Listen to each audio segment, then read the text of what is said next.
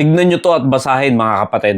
May kumakalat na sa ibang bansa na babasahin patungkol kay Satan at ang sabi dito, have you accepted Satan as your Lord and personal Savior? Yan ang blasphemy sa harapan ng Diyos mga kapatid. Biruin yung ang mga taong yan ang ginawa nilang Savior ay si Satan at hindi na ang ating Panginoong Hesukristo. Mga kapatid, tignan nyo yung panahon. Napaka-busy na ni Satan para i-deceive ang mga tao at mahila niya ito sa impyerno. Dahil alam niya rin naman na hindi na siya magtatagal at nalalapit na ang kanyang oras. Kaya ang trabaho niya ay puspusan. Kaya mga kapatid, tayo rin naman bilang mga Kristiyano, dapat tayo ay nagsisikap. Dahil kung si Satan ay nagsisipag na idamay ang mga tao sa dagat-dagatang apoy, sana tayo ay magsipag din naman upang mahila natin ang mga tao patungo sa ating Panginoong Hesukristo para sila ay maligtas. Kung anong sipag ng kaaway ay dapat mas mahigitan natin yan. Kung tayo ay hindi marunong mag-soul winning, meron po mga gospel track. Pwede tayo mamigay sa mga tao na hindi pa ligtas. Dahil kung hindi po tayo kikilos, ang dyablo ay gagawa ng paraan upang mailis ang tao sa Diyos. Dahil alam na ng dyablo na siya ay mapupunta sa dagat-dagatang apoy. Kaya ang gusto niya na lamang gawin ay idamay ang mga tao na maisama doon. Kaya mga kapatid ko sa pananampalataya, tayo ay hindi lang naligtas upang makinig lang ng salita ng Diyos kada linggo, o para magkaloob o sumali sa music ministry, sa choir, at sa kung ano-ano pang ministry sa loob ng gawain ng Panginoon. Yan po ay hindi naman masama. Maganda po yan na tayo ay may ginagampanan sa gawain ng Diyos. Pero meron pong isa na pinaka-importante na dapat nating ginagawa bilang mananampalataya ng Panginoon. Yan po ay ang ibahagi ang kaligtasan na natanggap nyo rin naman sa ating Panginoong Hesukristo. Ang ipangalap ang salita ng Diyos na ang tanging kaya lang magligtas sa atin ay ang Panginoong Hesukristo. Go ye therefore and teach all nations, baptizing them in the name of the Father, and of the Son, and of the Holy Ghost. And he said unto them, go ye into all the world, and preach the gospel to every creature. Yan po mga kapatid ang iniwan sa atin ng Panginoong Hesukristo, at yan po ay hindi optional.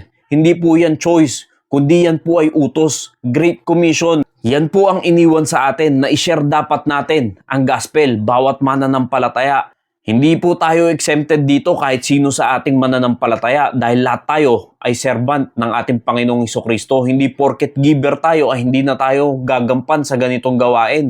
Hindi porket may ministry na tayo sa loob ng gawain ng Panginoon, hindi na tayo obligado na ipulpil ang Great Commission.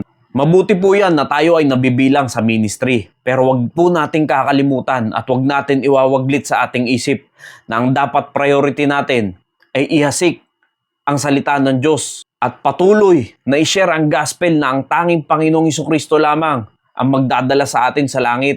Jesus saith unto him, I am the way, the truth, and the life.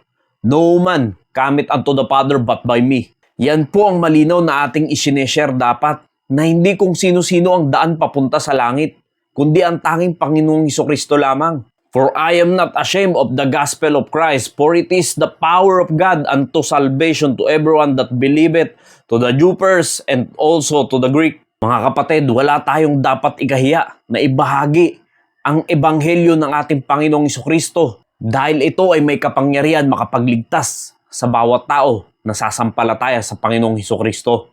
Kung ang dyablo ay nagsisipag, mas sipagan pa natin mga kapatid dahil ang pagbabalik ng Panginoong Hesukristo ay nalalapit na. At huwag po sana tayong madadatnan ng ating Panginoon na wala tayong ginagawa. Na tayo ay patamad-tamad at patulog-tulog lang sa gawain ng Panginoon. Dahil kung ikaw ay mas marami pa ang oras mo sa cellphone, sa pagpe-Facebook, panonood ng kung ano-anong palabas, mas nakakapagbigay ka pa ng oras sa trabaho kaysa sa gawain ng Panginoon. Kung ganyan ka, ay gumising ka na kapatid dahil merong inuutos sa atin ng Panginoon. At yan ay ang ibahagi, ang gospel. Dahil hindi porkit iniligtas na tayo ng Panginoon ay wala na tayong gagawin. Kung ang dyablo nga ay busy ngayon para i-deceive ang mga tao, bakit tayo ay mas inuuna pa natin maging busy sa mga makamundong bagay kaysa sa gawain ng Panginoon? Nawa ito po ay maging alarma sa bawat mananampalataya ng ating Panginoong Hesukristo na mas lalo pa natin pagtingin ang paggampan sa gawain ng Diyos. At nawa ito ay maging top priority natin kaysa sa mga makamundong bagay. Maraming salamat po and God bless you all.